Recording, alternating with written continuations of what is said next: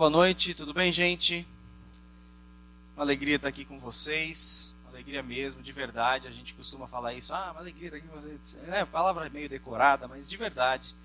Estou muito contente de encontrar mais uma parte do povo de Jesus, do povo de Deus, lugar em que, onde nesse encontro a gente está aqui para enaltecer Jesus, levantar o nome de Jesus, o Evangelho que nos salvou. Já foi precioso poder cultuar com os irmãos, a gente sentir que está no mesmo relacionamento, na mesma unidade, estamos ligados no mesmo espírito por meio do Evangelho. Então isso é de uma alegria imensa, eu poder rever o Creus depois de tantos anos, não é? Arit, quando a gente se viu, ele não tinha filhos ainda e tudo, hoje pude encontrar pela primeira vez com seus filhos juntos. Então graças a Deus, e Deus continue abençoando a vida da igreja, viu? Deus abençoe mais e mais, edifique os irmãos cresçam na graça, na esperança, na fé, no amor, enfim, cumprindo a missão que Deus tem dado a cada um, que Deus tem dado à comunidade aqui plantada nesse lugar e espalhada por Barueri, pela cidade de São Paulo, pela grande São Paulo aí. Deus continue realizando muito por meio de vocês e inspirando suas vidas com a missão que Ele tem colocado aí para a vida dessa comunidade. Amém? Eu vou aproveitar, eu ia pregar primeiro, mas eu vou pegar o embalo do que o Creuze já colocou um pouquinho, essa coisa de nos inspirar sobre o que Deus está fazendo. Isso é tão precioso, porque Deus, Ele sopra o seu Espírito de várias maneiras, em diversos lugares e de maneiras criativas. Então acredito que os irmãos ouviram testemunhos diversos aqui sendo falados, e eu quero falar um pouquinho então do que está acontecendo e para que tipo de projeto Deus tem desafiado o nosso coração, nos tem chamado nessa primeira parte, então, em alguns minutos aqui. Eu sou casado com a Marjorie, ela subiu junto com minhas duas filhas, uma de 8 anos, uma de 4 anos. Deus tem feito coisas preciosas na nossa vida. Deus tem nos alcançado com misericórdia, tem nos alcançado com graça, tem cuidado da nossa família, e não porque nós sejamos bons, não porque nós mereçamos alguma coisa, de forma nenhuma. Nós estamos aqui para exaltar única e exclusivamente a graça de Jesus, que alcança pecadores, que alcança pessoas em quem em si mesmas não há nenhuma esperança. Não há nenhuma esperança para nenhum de nós se não fosse Jesus, se não fosse a obra do Espírito de Deus. E é isso que nós temos testemunhado, especialmente nesse último ano. O que aconteceu? No mês de setembro do ano passado, do ano de 2017, nós fomos convidados para nos juntarmos a uma equipe de plantação de igrejas para o norte de Portugal. O convite veio da minha irmã, do meu cunhado, que já estão lá há 4 anos. Eles iniciaram um trabalho de plantação de igrejas a partir da plataforma do surf, dos surfistas, trabalhando com essa cultura que é bastante abrangente, tanto no Brasil como também em Portugal, tem crescido bastante. Muitas vezes nós temos uma visão muito tribal a respeito de determinados esportes, determinadas práticas ou gostos ou hobbies, e isso pode acontecer também em relação ao surf, que há muito tempo atrás, talvez há 20 anos atrás, era uma tribo muito específica e que, caracterizada pela droga, caracterizada pela malandragem, pela vida inconsequente. Mas hoje ela deixou de ser uma tribo específica para se transformar numa cultura. Na verdade, a cultura do surf ela movimenta bilhões anualmente, e você está aqui na cidade de São Paulo e você vai numa loja, num shopping, tem lá a loja de roupa de marca de surf e a pessoa nem surfa.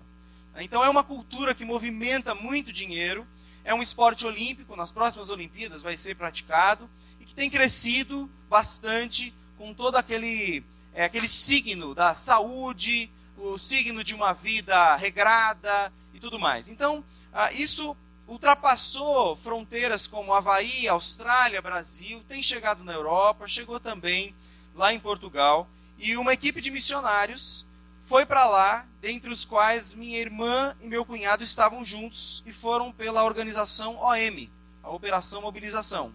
Mais um casal de americanos, Troy e Michelle Pitney, com 4 filhos, e mais um casal de alemães, que foi o Dustin e a Mia Waters. Então eles chegaram lá, E quando minha irmã foi, irmãos, eu preciso confessar para vocês. Eu falei, isso não vai dar certo. Não vai dar certo esse trabalho. Começa para a gente acreditar que eles vão realmente fazer alguma coisa relevante para o evangelho. A gente já fica assim com um olhar meio esquisito, pensando, eles vão trabalhar com uma tribo específica, mas a igreja é para todos. Não é isso?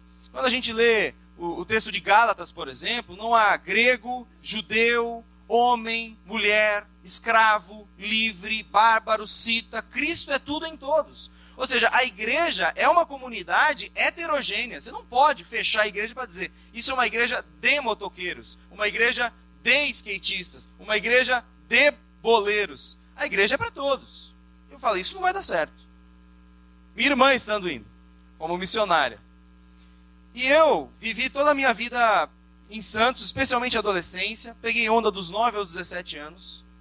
Conheço muito a cosmovisão do surf, porque eu competi como amador, queria ser profissional. E Jesus entrou na minha vida aos 14 anos, eu entreguei tudo para Jesus. Foi difícil, eu senti que Deus me chamou, pediu o que era mais caro e importante para a minha vida, e era esse meu senso de carreira.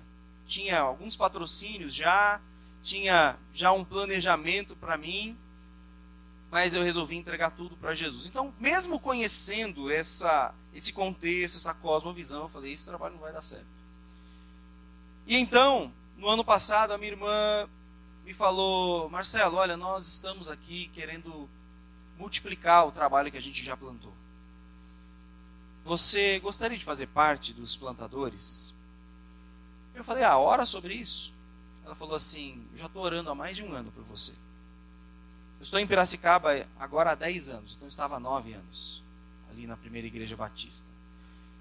Ela falou, estou orando há um ano já por você, porque eu sei que você está bem aí, você está feliz, e eu acho que seria muito difícil fazer qualquer convite para você. Passados alguns dias, eles estavam numa reunião de liderança, posso indicar seu nome? Pode. Logo depois disso, vem aqui para ver. Eu fui em novembro. Irmãos, honestamente, com todo certo preconceito que eu tive quando minha irmã foi, Deus teve que calar a minha boca. Deus teve que calar a minha boca. Porque eu cheguei lá, tinha uma igreja de uns 70 jovens europeus. Está extremamente difícil ganhar um europeu para Jesus hoje. A gente diz que a Europa é um continente pós-cristão. Mas no caso de países como Portugal e Espanha, não é nem pós-cristão. Porque o evangelho da reforma nem chegou lá. Não é nem pós. Precisa chegar o cristianismo ali. Porque nem chegou. Eu pude ver ali um movimento de batismos, uma igreja funcionando, com liderança, um ministério infantil, ceia, batismo, discipulados, encontros, vida na vida, um contexto muito hospitaleiro para receber essa juventude. Eu pude perceber um sopro de Deus ali. Tem alguma coisa acontecendo naquele lugar. Então, em meio a toda essa aridez, nós percebemos que há uma juventude sedenta tateando por alguma experiência espiritual transcendente que lhes faça sentido. E sabe o que acontece? As famílias europeias têm um filho, 2 filhos, onde cada um vive por conta, cada um por si. Você tem a sua vida, seu irmão tem outra vida, pai, mãe, e eles estão carentes por conexão, por relacionamentos profundos e afetivos. Sabe onde eles encontram isso? No meio dos muçulmanos. Porque os muçulmanos têm 6 filhos, têm 7 filhos. Eles passam o dia de sábado, domingo, comendo, jantando, contando história, dançando, brincando. E chamam o europeu, vem para minha casa. E eles vão lá. E como eles não têm mais nenhum lastro com o pai, com a mãe, com os irmãos, eles encontram ali um lugar de acolhida. E começam a flertar com a fé islâmica. Olha só. Enquanto isso, esses 3 casais de missionários plantaram essa igreja por meio da linguagem de alcance do surf, onde fazem contatos, Mas a partir disso, operação limpa a praia, aquela coisa toda, começaram a fazer amizades, a chamar gente para jantar em casa. De repente, na sala de casa do Troy, tinham 60, 70 jovens assentados ouvindo o Evangelho. Então, inicia essa história em que a costa portuguesa começou a pedir e a clamar por outras igrejas iguais a esta. Surf Church Porto, o pessoal começou a falar, nós queremos uma Surf Church aqui. O pessoal da costa. Num lugar onde tem crescido muito o número de praticantes e onde a missão Christian Surfers International, que é a mesma dos surfistas de Cristo, é igual Atletas de Cristo, só que voltada para o surf, começou então a fazer reuniões, mas não são igrejas. Não batizam, não celebram ceia, enfim, não tem liderança, pastoreio, começaram a pedir que igrejas assim sejam plantadas. Vou botar um pouquinho do vídeo para vocês assistirem, para vocês verem. Tem um vídeo aí, né?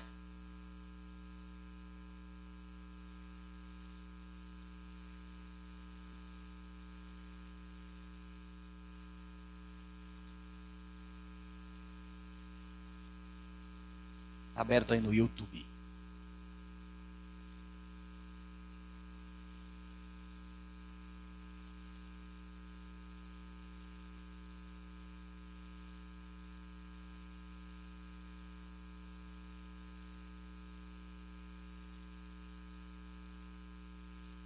O vídeo vai iniciar com um português de Portugal bem corrido, um pouquinho chatinho de ouvir, mas depois fica um pouquinho mais fácil e tem horas que está em inglês com legenda, tá bom?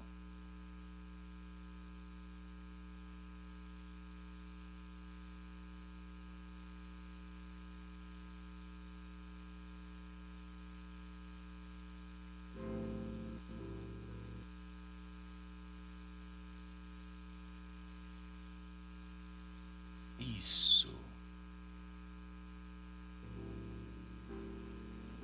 Sabiam que o norte de Portugal foi oferecido como uma recompensa a um novo francês reconhecido pelos seus feitos em batalha em 1096? Mesmo antes da sua independência, em 1143, o norte já era povoado e já tinha a sua própria identidade portugalense. A cidade de Porto já existia e era governada pela Igreja Católica. Os portugueses sempre foram um povo do mar, navegadores e descobridores. E ainda o são. Mas na sua atualidade, os horizontes desconhecidos e os desafios ainda existem. Até 1974, Portugal estava sob um domínio ditatorial fascista chamado Estado Novo, deixando para trás um povo magoado e em sofrimento, com os primeiros gostos de liberdade. Estas cicatrizes de ilusão na Igreja levaram o povo português a acreditar que Deus não se preocupa com eles, que Deus não se preocupa com Portugal e que esta é uma costa esquecida.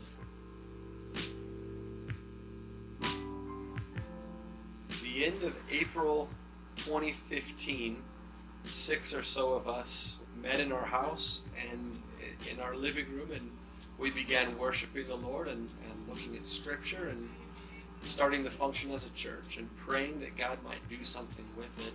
And then little by little, things grew. January 2017, we finally had to move out of our house. We had at times 60, 70, 80 people packed in our living room. So we found a location right on the beach, right in front of the surf. It was really just a dream location to be.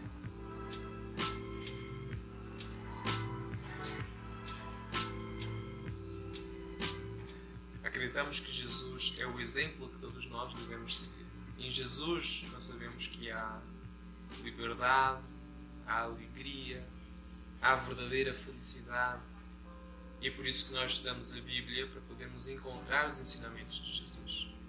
A Surf Church, todos os domingos, todas as semanas, prega meio capítulo da Bíblia e nós fazemos de maneira expositiva para que as pessoas possam acompanhar e estudar junto connosco.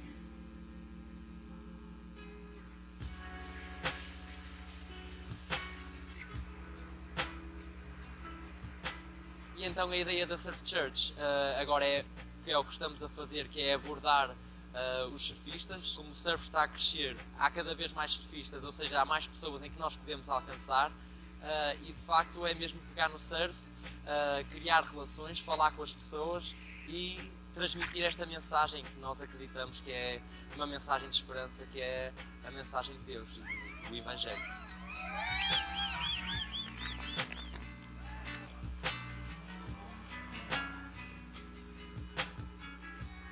One of the core values of us is enjoying God and what He's created, experiencing Him, not just learning about Him. That's needed worldwide, but especially here in the North. And that's what we're growing to offer as we ourselves learn to enjoy and experience God. One of my students brought one of her friends, and this friend just loved dance, and she came here just for that purpose. She didn't know this was a church or anything to do with a church. And when she found out, she was amazed that a church includes dance or surf or other activities like skate. Moving into our new church building opened such a huge opportunity for the children's ministry. I think our church really found a heartbeat for kids, and creating a safe place where kids can come from anywhere, any season of life, and feel loved and learn about the love of God.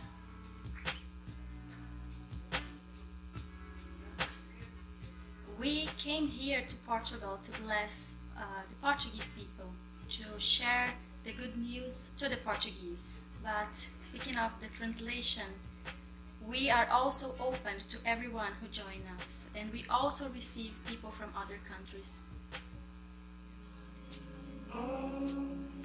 When we meet together as women, we make food together, and we bring out the pretty tea plates and teacups, sit together over warm tea. Now we're opening the book of Esther and just study the Bible and what life is like for this woman.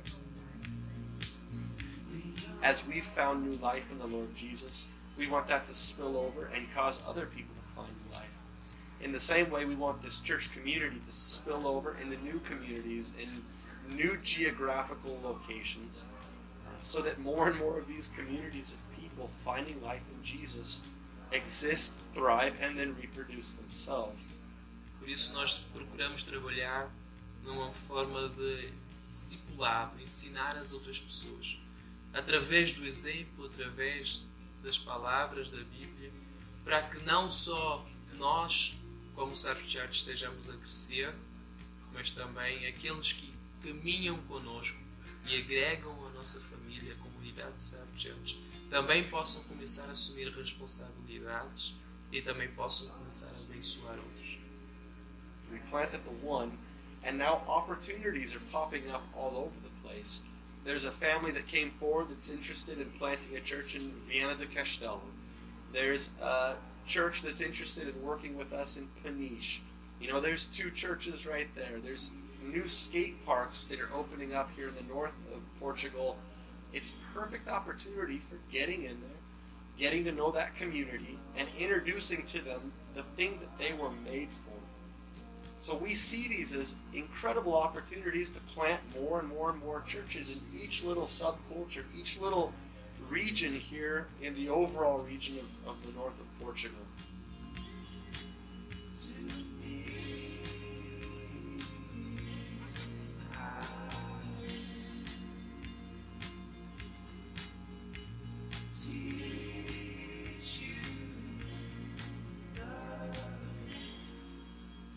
Aí a gente tem um pouquinho de um portfólio bem bonito, bem feito, né? Daquilo que já tem acontecido ali. Eu queria dar alguns dados para a gente, que eu acho que são interessantes. A gente pensa o que Deus tem feito naquele lugar. Eu não tenho dúvidas, eu pude presenciar o sopro do Espírito Santo movendo pessoas, movendo especialmente a juventude para o conhecimento de Deus. É aqui que passa. Vou passar rapidinho, deixa eu ver. Obrigado.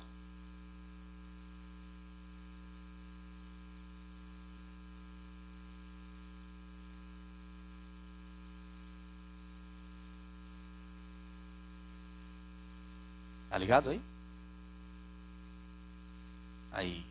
Rapidamente, irmãos, para vocês terem uma pequena ideia. Esses são dados da Aliança Evangélica Portuguesa, tá?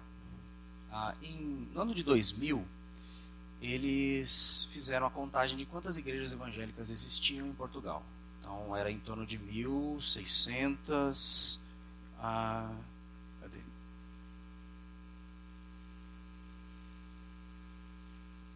1.630 em 2000, exatamente.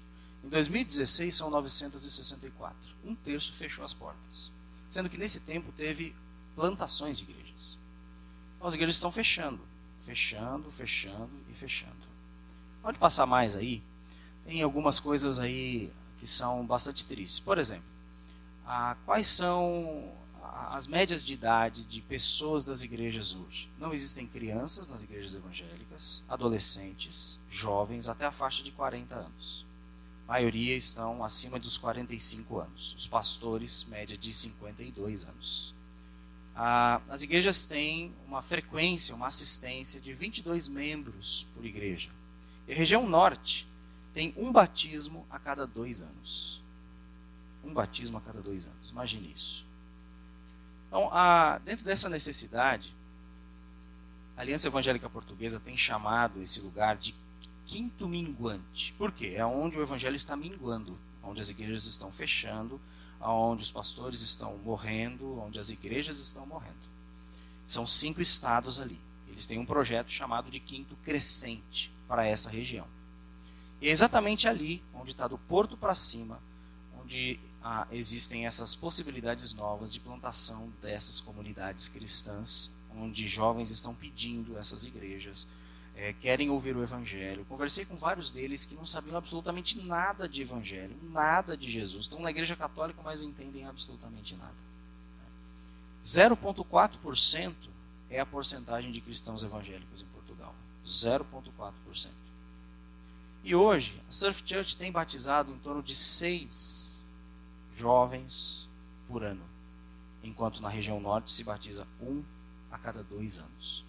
Então tem sido um trabalho bastante consistente, aí um pouco dos objetivos da associação, da Aliança Evangélica Portuguesa, que é dos 4 aos 14 anos e também até os 40 anos, um trabalho que possa ganhar essa gente.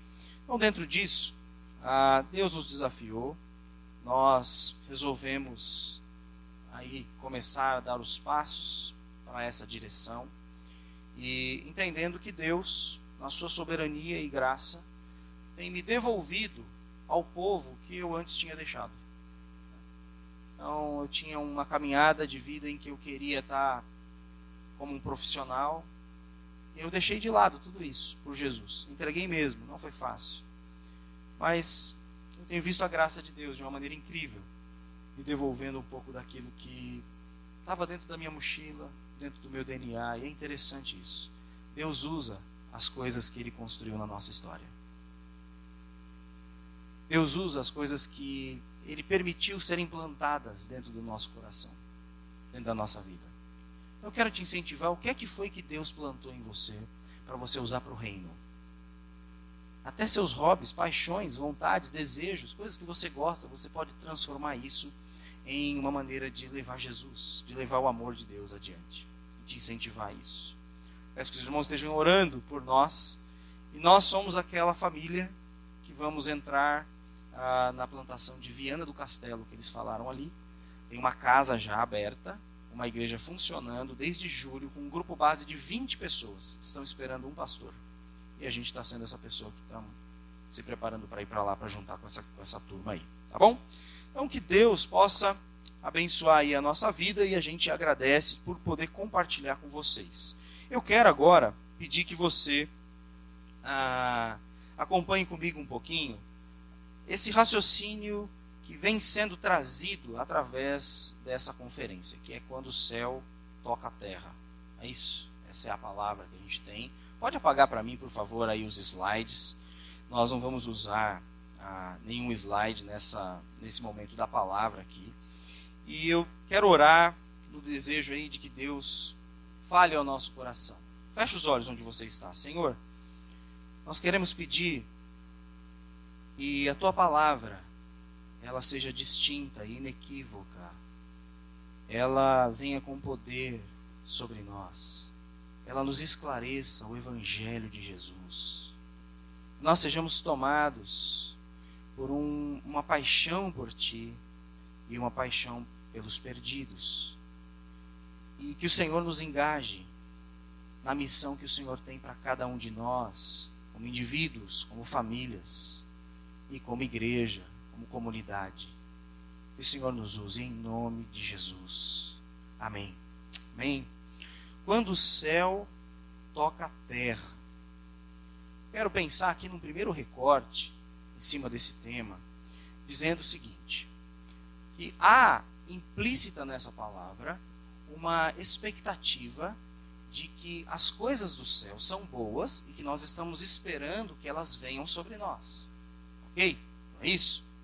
Quando o céu toca a terra, o que é que acontece? O que é que ocorre quando Deus intervém sobre a nossa vida? Quando Deus intervém sobre a nossa família, nossa casa, as nossas histórias. Já parou para pensar sobre isso? Talvez você mesmo seja uma prova viva da intervenção de Deus. O que acontece quando o céu toca a terra? Quando o divino vem e funde-se com o humano. Quando as nossas vidas são abaladas pelo reino de Deus, pela palavra de Deus, pelo amor de Deus, pelo evangelho de Jesus. O que acontece quando Deus intervém sobre a história, sobre a biografia de alguém? Há aí uma expectativa em cima dessa temática, de nós pensarmos o que é que pode ocorrer, quais são as consequências de quando o céu toca a terra. Para isso, vale a gente fazer 2 quadros aqui contrastantes. O primeiro é o que é que tem no céu de tão interessante para que a gente espere que o céu toque a terra. O que é que tem lá? E aí vale a gente tomar emprestado a visão do apóstolo João em Apocalipse capítulo 4 e capítulo 5. Dê uma olhadinha lá, a gente pode visitar esse texto, em que este apóstolo no final de sua vida tem a revelação de Jesus Cristo e das últimas coisas. E ele tem uma visão de Jesus glorificado. E a partir dessa visão nós podemos ter aí uma noção do que é que tem no céu. E que nós queremos tanto que toque a terra. Diz aí o texto de Apocalipse capítulo 4. Depois dessas coisas vi uma porta aberta no céu, e a primeira voz que eu ouvira, voz como de trombeta falando comigo, disse: sobe aqui, e eu te mostrarei as coisas que devem acontecer depois dessas. Fui imediatamente arrebatado em espírito e vi um trono no céu, com alguém assentado sobre ele. Aquele que estava assentado tinha aparência semelhante a uma pedra de jaspe e sárdio. Ao redor do trono havia um arco-íris semelhante a uma esmeralda. Ao redor do trono havia também 24 tronos. Vi assentados sobre eles 24 anciãos vestidos de branco, com coroas de ouro sobre a cabeça. Do trono saíam relâmpagos, vozes, trovões. Diante do trono estavam acesas 7 lâmpadas de fogo, que são os 7 Espíritos de Deus. Diante do trono havia também algo parecido com um mar de vidro, claro como cristal. No meio, ao redor do trono, havia 4 seres viventes cheios de olhos na frente e atrás. O primeiro ser era semelhante a um leão, o segundo semelhante a um touro, o terceiro tinha rosto de homem, o quarto era semelhante a uma águia voando. Cada um dos seres viventes tinha 6 asas que estavam cheias de olhos em volta e por baixo. De dia e de noite eles diziam sem cessar: Santo, Santo, Santo é o Senhor Deus, o Todo-Poderoso, aquele que era, que é e que há de vir. Sempre que os seres viventes davam glória e honra e ações de graças ao que estava sentado no trono, ao que vive pelos séculos dos séculos, os 24 anciãos prostravam-se diante do que estava sentado no trono, adoravam o que vive pelos séculos dos séculos e lançavam suas coroas diante do trono, dizendo: Nosso Senhor e nosso Deus, Tu és digno de receber a glória, a honra e o poder, porque Tu criaste todas as coisas, e por Tua vontade elas existiram e foram criadas. Amém? É isso que tem lá. O que é que acontece quando o que tem lá toca o que tem aqui? O que existe no céu é o trono de Deus, o lugar da sua habitação. O texto deixa claro que o trono está ocupado, graças a Deus. Então, em dias como os nossos, de tanta confusão no nosso país, a crise política, tem alguém no trono, e o nome dele é Jesus. Amém? Ele governa sobre as nações. O trono de Deus permanece imóvel. Diz o Salmo 93, o Senhor reina, está vestido de majestade. As ondas levantam o seu bramido, mas o Senhor nas alturas é mais poderoso que as ondas do mar. Então o trono de Deus prevalece, eterno, soberano, com autoridade. É isso que nós vemos. Essa é a visão do céu de João. Que acontece quando o céu toca a terra. Ali nesse trono tem beleza. Vocês viram as pedras preciosas aqui? Jaspe, sardônio, esmeralda. Tem beleza, tem alumbramento, tem perfeição, dignidade, honra, distinção. E também reconhecimento e louvor, porque aqueles 24 tronos, aqueles seres viventes se prostram dia e noite e clamam santo, santo, santo. É isso que tem lá. É isso que tem lá. Tem então um contexto de adoração, de contrição. Poderíamos dizer então que diante da realidade do céu existe paz. Quando Deus reina, quando Ele atua, quando Ele toca lugares, pessoas, comunidades, ali Ele estabelece a justiça, o seu cetro, ali Ele faz a paz governar, a sua vontade é estabelecida. Jesus disse: Pai nosso que está nos céus, seja feita a tua vontade, assim na terra como no céu. Quando o céu toca a terra, a vontade de Deus é feita, estabelecida dentro de uma casa, do lar, da sua vida, de uma igreja. Então, esse é o recorte do céu. E o que é que tem aqui embaixo? O que tem aqui na terra? Bom, aqui na terra tem Corinthians. Jesus, né? Aqui na terra tem Palmeiras e Corinthians. Aqui na terra tem Anitta. Misericórdia. Aqui na terra tem Carnaval. Aqui na terra tem Lava Jato. Tem ladrão de colarinho. Aqui na terra tem pobreza. Tem ajuntamento de riquezas por alguns, desgraçamento na vida de outros. Aqui na terra tem eles versus nós. Opressão, corrupção, imoralidade, pecado, injustiça, destruição, malignidade. A Bíblia vai dizer que os homens são inventores de males. Há caos, há disputas, porque aqui os homens são pecadores. Todos nós. Romanos 3:23 diz: todos pecaram e destituídos estão da glória de Deus.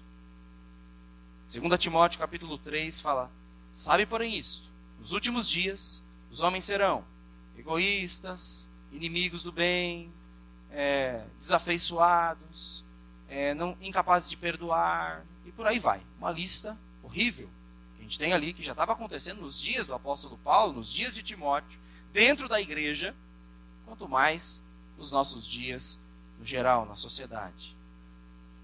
Então, por que nós queremos que o céu toque a terra, meus irmãos? Porque o homem não tem esperança se ele depender de si mesmo, de suas bondades, de suas ideologias, do humanismo, da educação, da política, de programas de melhoramentos. Não há esperança. Nós precisamos que o céu toque a terra, porque é somente com uma intervenção de Deus podemos ter plenitude, podemos ter paz, ter verdade, ter vida e chegarmos a novos céus e nova terra. Como disse o Francis Schaeffer, no título do livro dele, o Deus que intervém. Nós precisamos de um Deus que intervenha na história. E a narrativa bíblica é a narrativa de um Deus que intervém. É a narrativa de um Deus que lá dos céus toca a superfície da terra. De diversas maneiras. Quando olhamos para a história do Gênesis, por exemplo, vamos ver a intervenção de Deus na história de Noé, salvando uma família, preservando a semente do Messias. Nós vamos ver a intervenção de Deus em Babel, confundindo as línguas e cumprindo os seus propósitos. Os homens tinham que se espalhar. E Deus faz o que Ele quer. Nós vamos observar a intervenção de Deus na vida de Abraão, um homem velho, foi ter um filho com 100 anos, foi chamado com 85, sua esposa era estéril. Tem a intervenção de Deus para trazer salvação e bênção para todas as famílias da terra. Você está vendo como Deus intervém? Como Deus vai tocando a história humana e o céu vai tocando a terra constantemente. Nós vamos percebendo isso na história dos patriarcas. Jacó vai fugindo do seu irmão, porque roubou o direito da primogenitura. No meio do caminho, na casa de Labão, lá antes de chegar na casa de Labão, ele deita, bota a cabeça numa pedra, tem um sonho. Uma escada desce do céu, tocando a terra, e anjos de Deus sobem e descem. E ele acorda e diz: Deus está nesse lugar. Quão terrível é esse lugar. O céu tocando a terra. A história de José, a história de Moisés e tantas outras. O que a gente precisa dizer aqui, essa noite, que eu quero destacar, em 3 lições rápidas, é que os céus tocam a terra de maneira suprema, através da vida e obra de nosso Senhor Jesus Cristo. Na verdade, os céus tocaram a terra de uma maneira inigualável na vida e na obra de Jesus, na história de Jesus. Gálatas capítulo 4, verso 4. A Bíblia vai dizer que quando chegou a plenitude dos tempos, Deus enviou o seu Filho nascido de mulher.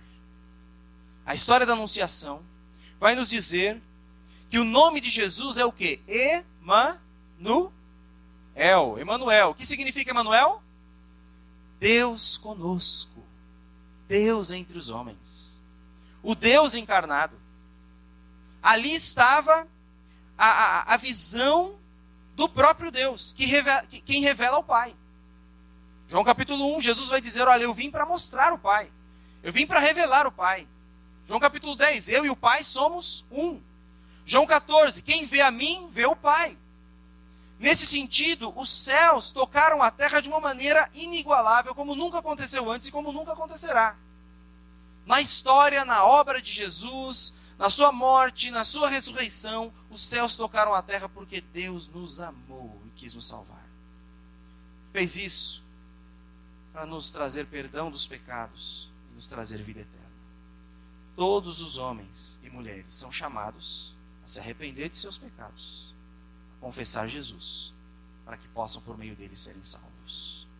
Então, ali na história de Jesus, Deus fez com que o céu tocasse a terra. Há também uma outra maneira do céu tocar a terra, que são por meio das visitações abundantes do Espírito Santo. Isso aconteceu de um modo extraordinário em Atos capítulo 2, na história do Pentecostes. Ali o Espírito Santo desceu, conforme a promessa, batizou aqueles irmãos. O que aconteceu é que eles entraram numa nova vida do reino de Deus. Uma vivência já escatológica, uma vivência com uma esperança futura. O poder de Deus dentro deles, a terceira pessoa da Trindade dentro deles. E agora o cristão pode fazer frutificar o fruto do Espírito Santo. Agora, isso não aconteceu num evento único. O Pentecostes, sim, mas as visitações do Espírito continuaram ocorrendo na história da igreja. Portanto, aonde o Espírito Santo é derramado, onde existem avivamentos, ali o céu toca a terra e há transformações incríveis. A gente sabe de histórias de igrejas que foram inundadas pela graça de Deus e por uma ação do Espírito, e transformou a vida de famílias, a vida de comunidades. Quando a gente pega a história dos avivamentos na Europa mesmo, país de Gales, se conta que bares fecharam, as pessoas começavam a procurar Deus, e a centenas de metros da igreja, elas sentiam o poder de Deus em suas vidas. Sentiam que alguma coisa era diferente, quando iam chegando próximos da igreja. Então, os céus tocam a terra quando há visitações do Espírito Santo.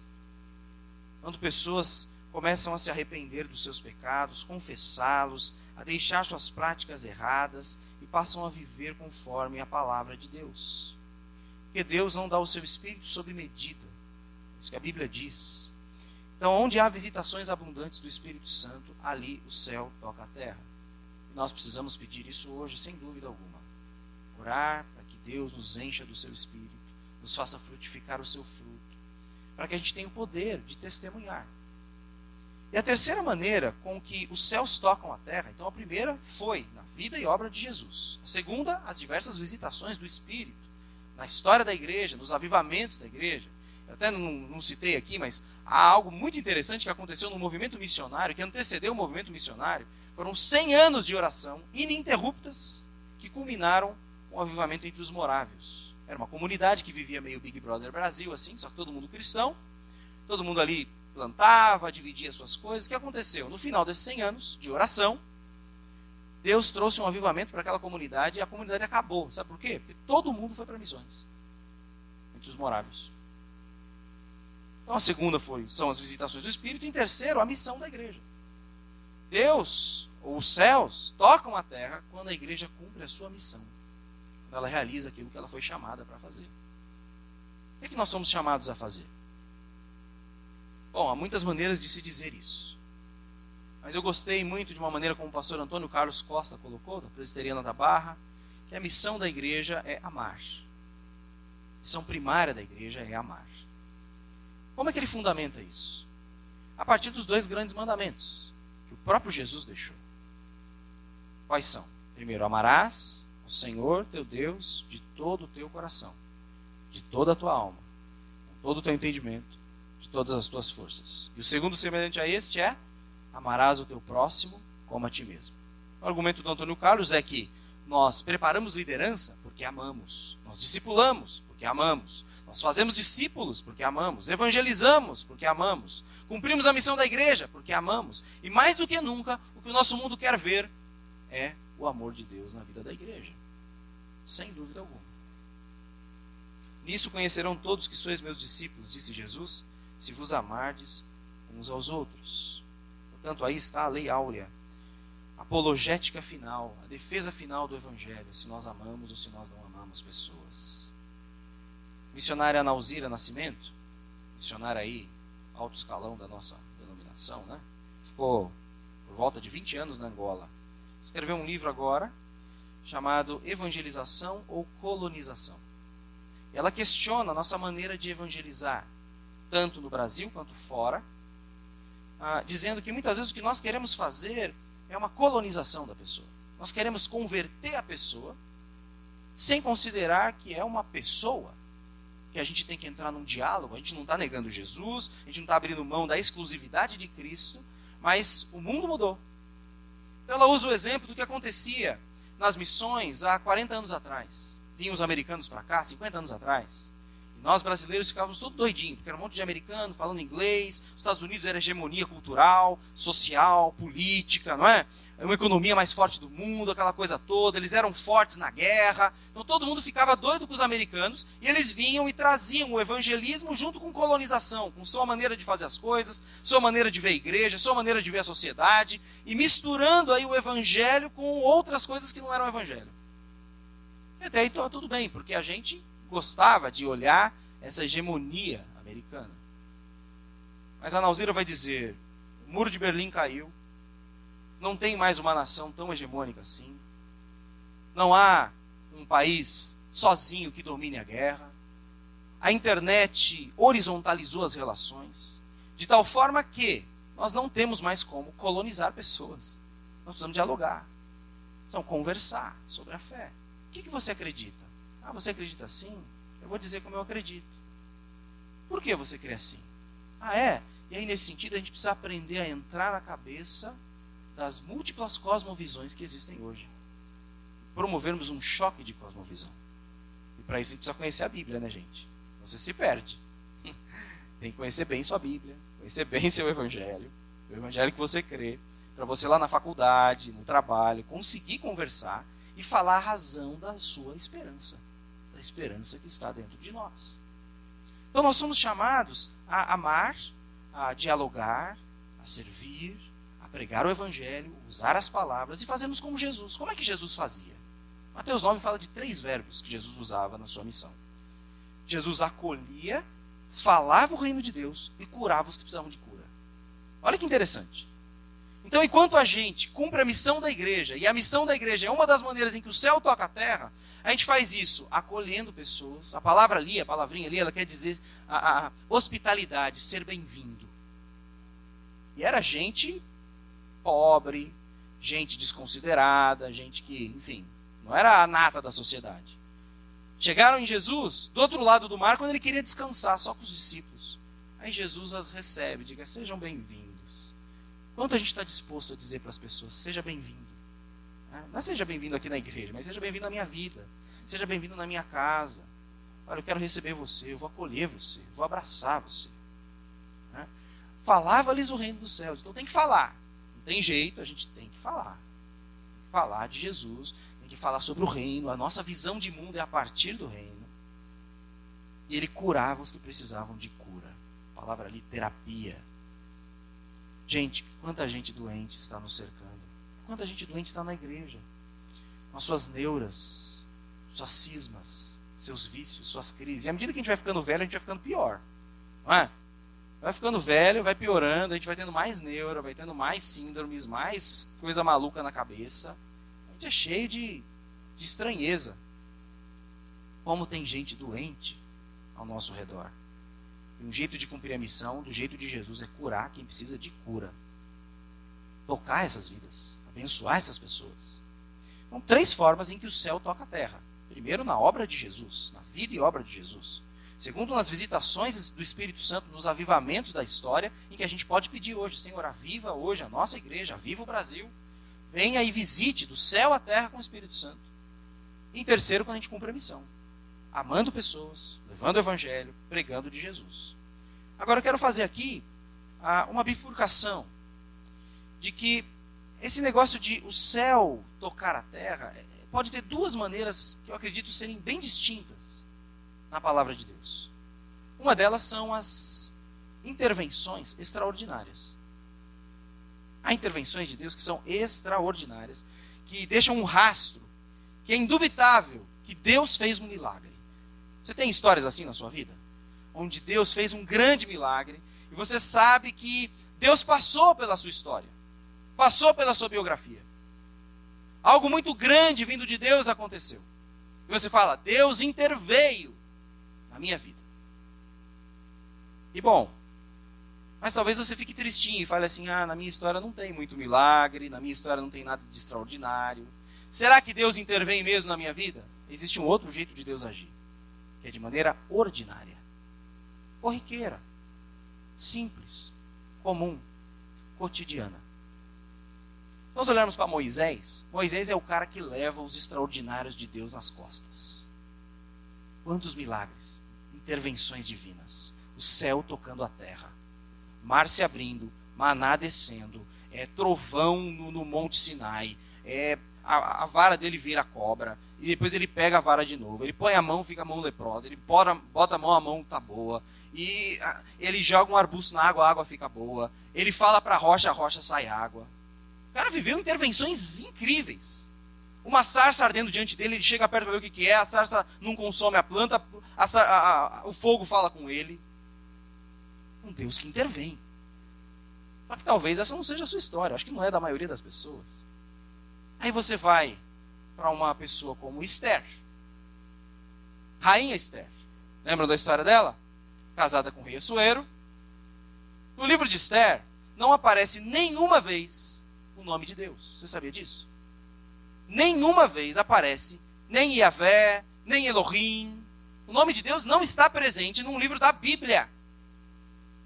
No entanto, ela é a mulher responsável por promulgar uma lei que permitiu aos judeus se defenderem do extermínio judeu que tinha sido proposto por Amã, um homem que odiava os judeus. E ela era esposa do rei, fez 2 encontros com ele e solicitou que o rei desse essa oportunidade. E a gente percebe Deus agindo nas entrelinhas palacianas, no meio da política, no meio da cúpula do mundo, sem usar o seu nome na Bíblia. Deus está lá, intervindo e preservando a semente do Messias. Então o Deus que intervém age de maneiras extraordinárias e de maneiras ordinárias. A pergunta é, de que maneira ele tem agido na sua vida? De que forma Deus tem intervido na sua vida? Nem sei se é assim que fala, mas de que forma ele está intervindo em você? Com milagres? Ou talvez no silêncio? Fato é que céus estão tocando a terra todo o tempo na vida do cristão. É um homem que resume essas 2 experiências aqui, é Elias. Ele está no Monte Carmelo, o fogo desce. Só o Senhor é Deus. É fácil, né, torcer para o time que já ganhou, né? O povo está lá, não sei o que, Baal, quando cai fogo do céu. Não, agora é o Senhor que é Deus. De repente, ele é ameaçado por Jezabel, amanhã você vai ser morto. Ele foge, dorme, o anjo levanta ele come pão, come água, ali em depressão, precisa se alimentar. Dorme de novo, sono, come de novo pão e água. Aí Deus fala para ele, o anjo fala para ele, vai caminhar. Exercício físico, caminha, entra numa caverna, lá no Monte Horebe. E então, Deus fala com ele, o que você está fazendo aqui? Vem para fora. Chega lá, vem um terremoto, Deus não está no terremoto. Vem uma ventania, Deus não está na ventania. Vem um fogo, Deus não está no fogo. Aí vem um ventinho suave, um cochicho, e Deus está ali. Um homem que foi marcado pelas intervenções extraordinárias de Deus, mas também ouviu a Deus no ordinário, no cochicho. Eu creio que eu e você precisamos hoje de duas coisas. A primeira delas é desejar que o céu toque a nossa vida.